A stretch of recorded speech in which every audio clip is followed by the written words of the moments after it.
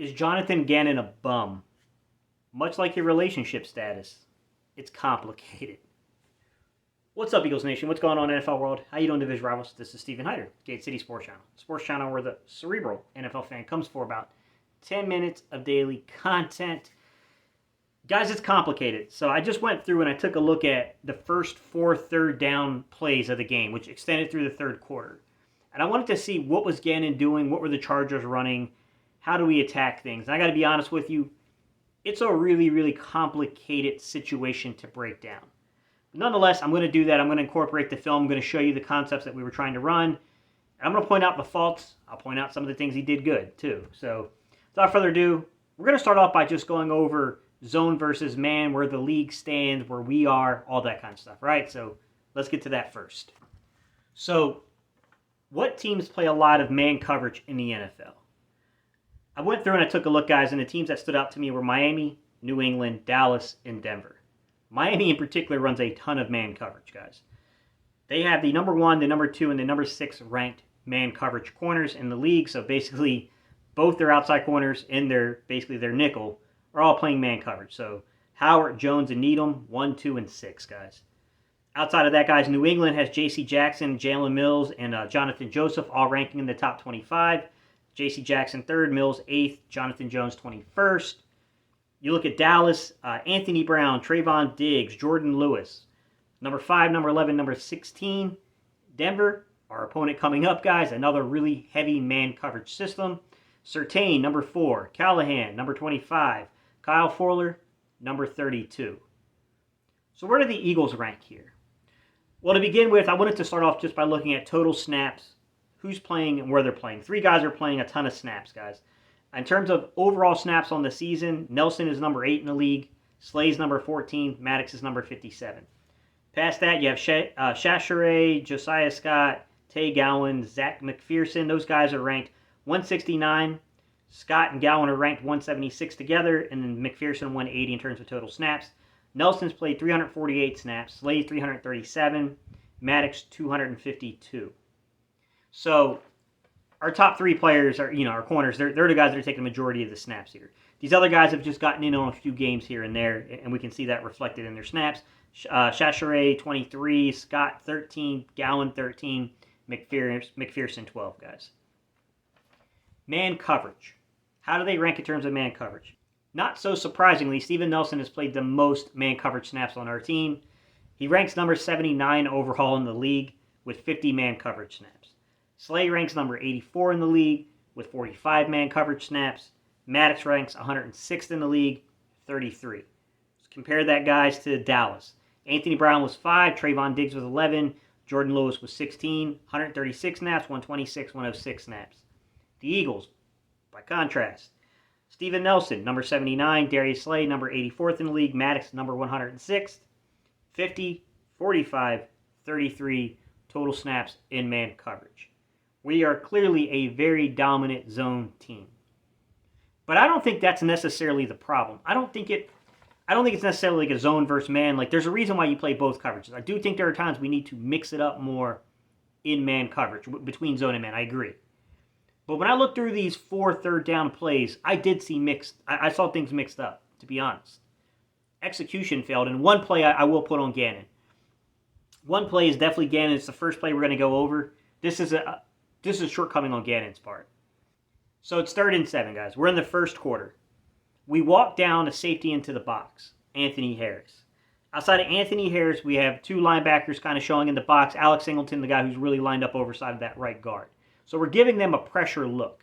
We're trying to mix the coverages up here. We're going to give them one pre-snap read, a different post-snap read for a young quarterback. Smart idea from the coordinator, because Herbert made mistakes in the last 2 weeks with these kind of looks. So they were trying to get him early.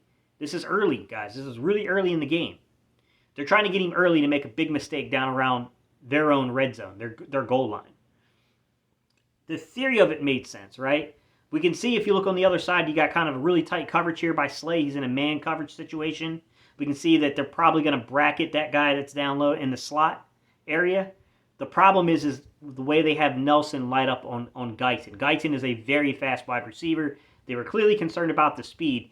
You cannot line your defensive back 8 yards off of your guy. You just can't do that. On a 3rd and 7, you can't be 8 yards off of them. I think what Guyton did is, and I can't see completely because the angle's horrible here, guys. They didn't give me an end zone angle or they didn't give me a sideline angle, so I have to use only one angle here. Basically what they're going to give you here is I think Guyton gets up on Steve Nelson quickly.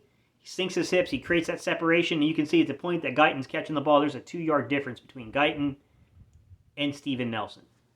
Nelson did try to get to the ball. You can see he's fighting. He's trying to get to the ball. He's trying to knock that ball free.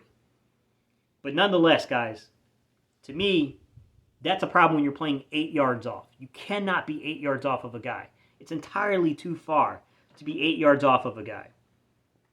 The next one comes in the second quarter, guys. It's about the 3:55 mark. It's a 3rd and 6.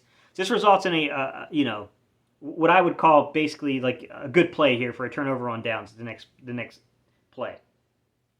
They try to go hurry up on us to begin with, right? And they try to catch us in a look. And then they had Allen in the backfield, right? So they're taking Allen, they're putting him in the backfield. That's the first thing I noticed. Outside of the Guyton play, the first 4 third downs, they targeted Allen 3 times. So what you see here is a really great job of the Eagles kind of like mixing this up, seeing what's going on, and then Rodney McLeod makes a heck of a play. Rodney McLeod sees Allen in the backfield, reads him, gets down there, makes the hit at the 4 yards into it, so he stops it, and it's a 4th down. This, to me, really good job here of the Eagles kind of going into it looks like to me like that's a cover 3 look. They get down there. You got a safety that really sees the field really well. He sees what's going on. He gets down there. He makes a stick. That's a great design from the coordinator, great recognition from the safety, great play by the individual player. So to me, that's a really, really, really good job on the part of the Eagles. Now, third quarter, we get to a 3rd and 4, and they go man. I can tell you right here, this is the Eagles. They're trying to go man. They're trying to mix things up. It's a 3rd down. They're coming out of the halftime.